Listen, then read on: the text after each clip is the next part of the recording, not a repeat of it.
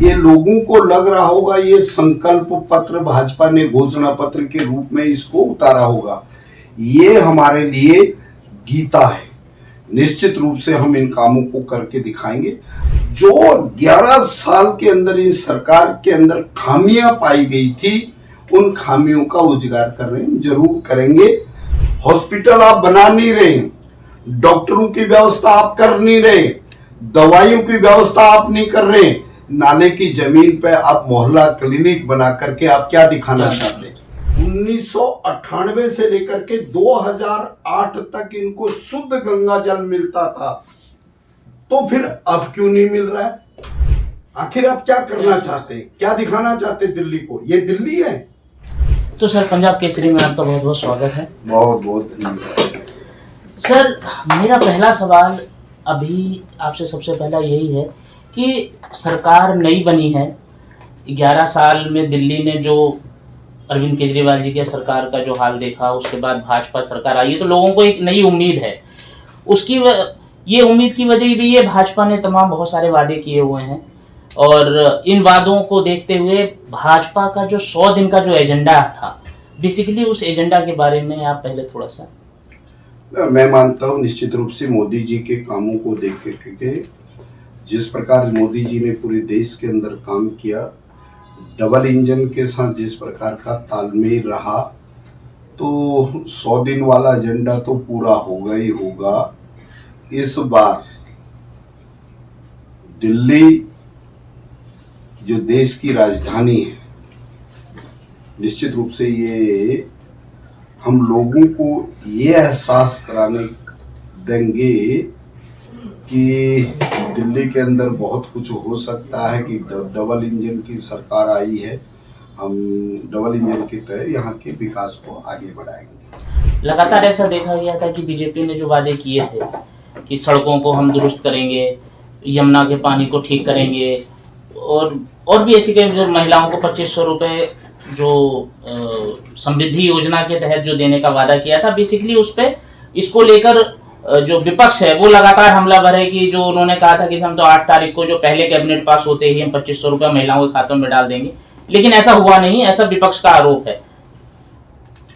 निश्चित रूप से विपक्ष का काम है सरकार की उनके अंतर्गत कमियों का उजागर करना, उनको बताना, लोगों को बहकाना, ये सरकार का इस प्रकार का रहा है। और भाजपा ने जो घोषणा की थी, हमारी सरकार ने घोषणा की थी, वो आप एक समृद्धि शब्द से ही पता लग सकता है कि समृद्धि का मतलब क्या है, कि सीधा सीधा उनका किस प्रकार का उनका आने वाला समय हो, कैसे उस समय के अंदर वो आगे ग्रोथ की ओर जा सकते हैं, वो समृद्धि योजना के तहत अपने परिवार के लोगों का किस प्रकार का लालन पालन पोषण कर सकते हो, एक ही शब्द में सब कुछ आता है। जो चुनावी संकल्प हमारा था, ये लोगों को लग रहा होगा ये संकल्प पत्र भाजपा ने घोषणा पत्र के रूप में इसको उतारा होगा। ये हमारे लिए गीता है। निश्चित रूप से हम इन कामों को करके दिखाएंगे। आपने देखा होगा कि APL, BPL, AAY, GRC के जो कार्ड बने हैं, वो कार्ड किन किन लोगों के हैं? इन पिछली सरकार ने न APL का कार्ड बनाया, न BPL का कार्ड बनाया, न GRC का कार्ड बनाया, कोई ऐसा काम नहीं किया। हमारी सरकार ने तय किया है कि समृद्धि योजना के तहत EPL के नाम से भी करेंगे, BPL के नाम से करेंगे, GRC के नाम से भी करेंगे। हमारा सीधा सीधा कहना है कि APL और BPL, AAY, GRC के कार्ड तो कोठी वाले की भी बने हैं, लेकिन झुग्गी झोपड़ी वाले का नहीं, अनऑथराइज्ड कॉलोनीज का रहने वाला नहीं। वास्तव में किसका सबसे बड़ा हक है? वो व्यक्ति है जो सबसे पिछली पंक्ति में बैठा है। जब तक उसका उद्धार नहीं होगा, तो तब तक थोड़ी बहुत चीजों को चेंजिंग करके उसको हम करेंगे, जिससे कि सबको लाभ मिल सके। ये मैं आपके माध्यम से कहना चाहता हूँ। कैग की रिपोर्ट को लेकर लगातार बात उठती रही। आपने जो इलेक्शन से पहले, इलेक्शन के टाइम दौरान जब कहा गया था कि 14 के 14 हम लोग कैग की रिपोर्ट को सरकार बनते ही टेबल करेंगे, लेकिन देखा गया है कि सिर्फ 2 ही रिपोर्ट टेबल हुई। ऐसा क्यों? विपक्ष इस बात पे, कांग्रेस इस बात पे सवाल उठा रही है कि जी उन्होंने तो 14 के 14 टेबल करने की बात की थी, लेकिन उन्होंने ऐसा नहीं किया। इसके पीछे मैं बड़ी नम्रता और विनम्रता से उन मित्रों को कहना चाहते हैं, यदि कैग की रिपोर्ट को हमने ऑन टेबल किया है तो निश्चित रूप से सब में चर्चा करेंगे, हम हर विषय पर चर्चा करेंगे। कैग की रिपोर्ट के अंदर जिस प्रकार की पहली रिपोर्ट के अंदर जो जो खामियां पाई गई थी, निश्चित रूप से शेजी की उस रिपोर्ट को हमने हाउस के अंदर जिस प्रकार चर्चा हुई है विषय बिंदु के अनुसार, ये रिपोर्ट कोई भाजपा की नहीं है, न कैग भाजपा से पूछ रहा है। जो 11 साल के अंदर इस सरकार के अंदर खामियां पाई गई थी, उन खामियों का उजागर कर रहे हैं, जरूर करेंगे। एक अभी लगातार एक आरोप फिर से उठना शुरू हुआ है कि मोहल्ला क्लिनिक को लेकर अब के हमारे जो दिल्ली के नए स्वास्थ्य मंत्री हैं पंकज जी, उन्होंने ये बोला कि हम जो किराए पे जो चल रहे हैं बेसिकली मोहल्ला क्लिनिक, उनको बंद करेंगे, जिसको लेकर लगातार फिर कह रही है आम आदमी पार्टी फिर इस बात को कहने लगी है कि वो पहले से ही कह रहे थे कि जैसे ये आएंगे मोहल्ला क्लिनिक बंद कर दिए जाएंगे। बेसिकली इसमें वास्तव में सच्चाई क्या है? सर, यदि आप इनकी वास्तविकता को आपको जानना होगा तो जमीन पर उतरना पड़ेगा। आपने मोहल्ला क्लिनिक जब जहां आपके हॉस्पिटल थे या जहां आपकी मोहल्ला क्लिनिक से पहले स्वास्थ्य के नाम से जो छोटे मोटे हॉस्पिटल खोल रहे थे, वहां पे आपने मोहल्ला क्लिनिक क्यों नहीं खोली? आपको वहां भी खोलना चाहिए। हॉस्पिटल आप बना नहीं रहे, डॉक्टरों की व्यवस्था आप कर नहीं रहे, दवाइयों की व्यवस्था आप नहीं कर रहे, नाले की जमीन पे आप मोहल्ला क्लिनिक बना करके आप क्या दिखाना चाहते हैं? हर जगह इन्हीं के कार्यकर्ताओं के घरों पे क्यों खुल गया हॉस्पिटल या मोहल्ला क्लिनिक?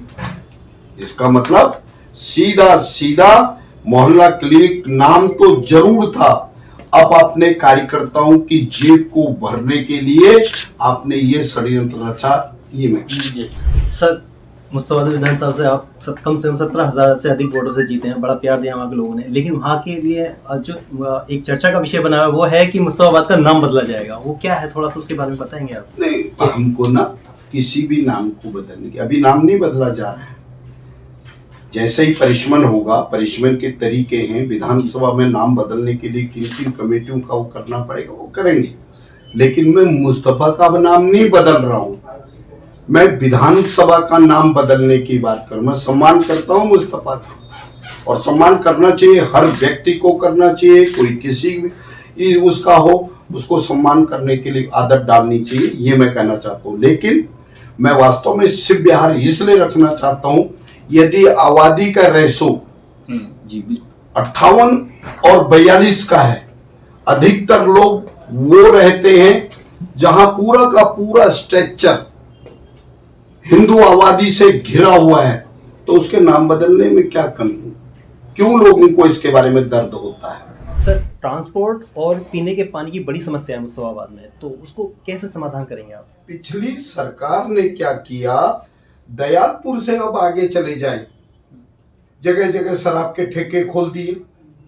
मेन रोड है, 35-40 फीट की वो गलियां हैं, वो रोड है, वो मेन रोड नहीं है। दयालपुर से लेके करावल नगर चौक से शिव विहार तिराया से लेकर के ब्रिजपुरी तक इस रोड के अंदर आप जा नहीं सकते, घुस नहीं सकते, लेकिन आदमी तो घुस नहीं सकता है। वहां पे अनलीगल पार्किंग में बड़े बड़े ट्रक और ट्रॉले खड़े हैं। आखिर आप क्या करना चाहते हैं, क्या दिखाना चाहते हैं दिल्ली को? ये दिल्ली है? पीने का पानी की जहां तक व्यवस्था है, जमुना पार के अंदर 1993 से लेकर 98 तक सोनिया विहार के अंदर ट्रीटमेंट प्लांट का निर्माण हमने किया। जब 1998 से लेकर के 2008 तक इनको शुद्ध गंगा जल मिलता था, तो फिर अब क्यों नहीं मिल रहा है? यहां दो प्लांट हैं, एक सोनिया विहार, दूसरा भागीरथी, अच्छा। और आज वहां पीने का पानी नहीं मिलता। उनको गंदे नाले का पानी पीना पड़ रहा है, उनको कैन खरीद करके पानी पीना पड़ रहा है। गरीब आदमी इस पानी को पीता है तो उसको डायरिया जैसी बीमारी पीलिया जैसी बीमारी फैल रही है। तो क्या है, अब लोगों को लग गया, मोहन सिंह बिष्ट आ गया है, इस बार शुद्ध गंगा जल उनको मिलेगा, यही मेरी प्रतिज्ञा है, ये मैं करके दिखाऊं। सर, मुस्तफाबाद विधानसभा के अंदर बिल्डर माफिया बहुत एक्टिव है। 6-6 मंजिल मकान बना लेते हैं, 5-5 मंजिल बना लेते हैं, उनके मीटर भी बड़े आराम से लग जाते हैं। एक आम आदमी मीटर लगवाया तो उसका मीटर भी नहीं लग पाता है। तो सर, उस पर आप क्या कहेंगे? किस तरह सर, आपने बहुत अच्छा प्रश्न पूछा, मैं इसके लिए आपका आभारी हूँ। सर, जहां मुस्तफाबाद की आप बात कर रहे हैं, ये रेतली जमीन है। आप बिल्डिंग बायलॉज के आधार पर उसको ये काम आप नहीं करना चाहते। वहां बिल्डिंग कैसी बननी चाहिए, उसका स्ट्रक्चर कैसे खड़ा होना चाहिए। मान लिया एक छोटा सा भूकंप आ गया तो कितने लोगों का नुकसान होने वाला है। यही बात मैंने विधानसभा के अंदर भी उठाई है और मैं उठाते रहूंगा जब तक ये 8-8 मंजिल, 6-6 मंजिल, 5-5 मंजिल इनमें डिमोलिशन ना हो, मैं तब से चैनी से नहीं परमिशन देने वाली भी तो एमसीडी ही हो। कोई एमसीडी नहीं। एमसीडी में क्या स्थिति है, परमिशन कहां से, वहां कोई नक्शे पास थोड़ी होते हैं, बिल्डर माफियाओं का है।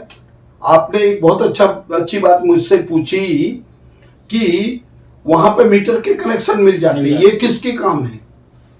ये बिजली कंपनी, यदि गरीब आदमी उसका मीटर लेना चाहता हो तो आप क्या करना चाहते हो? वहां उसको मीटर नहीं देंगे आप। सबके पास समानता के आधार पर सब लोगों का उसी प्रकार से काम होना चाहिए। और मोहन सिंह बिष्ट क्या बोलता है, यही तो बोलता है ना। आप जो कह रहे हैं वो गलत है, उन चीजों को इस प्रकार से करना चाहिए, ये मैं निवेदन। आपसे एक आखिरी सवाल है सर, जो दंगों का दंश अभी भी मुस्तफाबाद के क्षेत्र में देखा जा सकता है और दिखाई भी पड़ते हैं, वहाँ उस इलाके में जाते हैं तो वहाँ के लोगों को जो मुआवजा मिलना था, अभी भी ऐसी शिकायत है कि उन लोगों को मुआवजा नहीं मिला। तो क्या इस नई सरकार में उनको ये हक मिल पाएगा? नहीं, मुआवजा के बारे में तो मैं कह नहीं सकता, ना मुझे उसके बारे में जानकारी है। लेकिन वहाँ पे जिनकी बिल्डिंगें वगैरह जल गई थी, जिनके मकान टूट गए थे, जिनका सामान चोरी हो गया था, निश्चित रूप से सरकार ने, पिछली सरकार ने दिया हुआ। मेरा आलोचना करना मेरा मकसद नहीं है। जो सरकार ने किया, हो सकता है बहुत से लोगों को नहीं मिला होगा। यदि कोई इस प्रकार का मामला आएगा, निश्चित रूप से उसमें उनके साथ न्याय दिलाएंगे, ये मैं आपको विश्वास दिलाता हूँ। आपका बहुत बहुत शुक्रिया मोहन बिष्ट जी, बहुत बहुत शुक्रिया।